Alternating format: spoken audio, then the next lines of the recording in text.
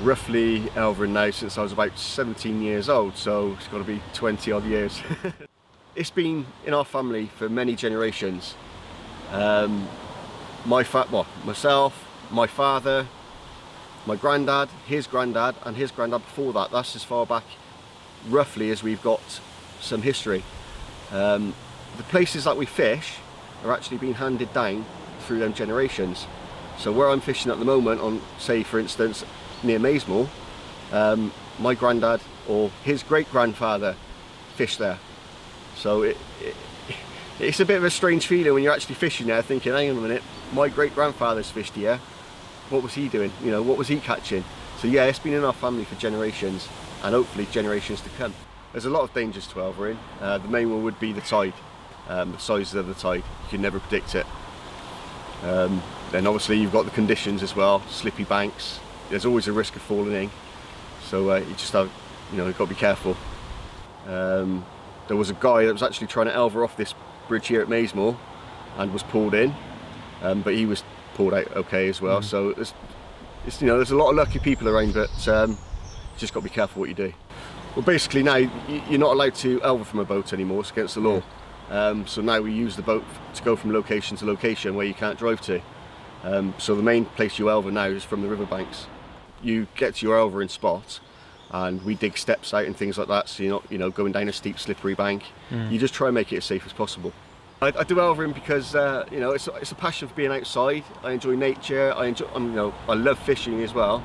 But it's basically been passed down, like I said, through generation. It's in our blood.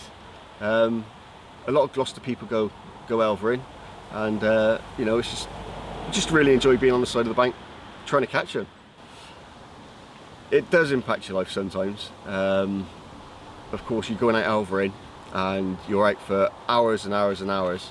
So, you're not seeing your children, you're not seeing your partner, but you get those breaks, a week break in between the tides, and you do all your catching up then. But apart from that, we've been doing it for so long, you learn to do everything around Elvering at a certain time of the year.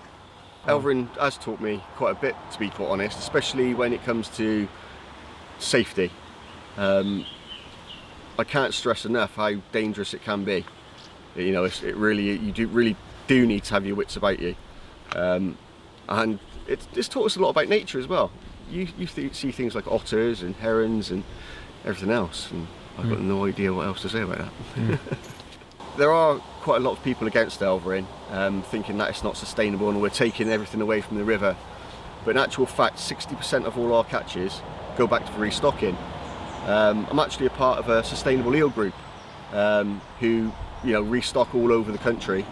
They also go abroad.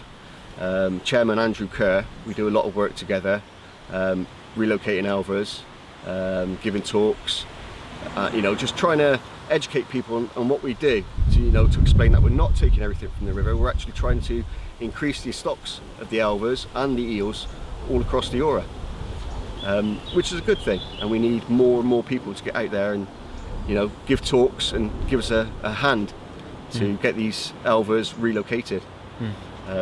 Because in actual fact you've got a lot of things like weirs, lock gates and things like that Elvers can't climb over, and a hell of a lot of Elvers actually die in the river system because they can't get to their natural habitats. So that's where we come in.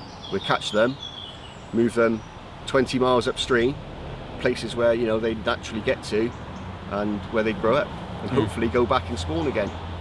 It is very rewarding. You take in 15-20 kilo of Elvers, and you're taking them somewhere where you would never believe they'd get to, and then when you actually release them and see them all move off together, yes, it really is rewarding. Nice, that's good. That's it really, I think. You think it's yourself.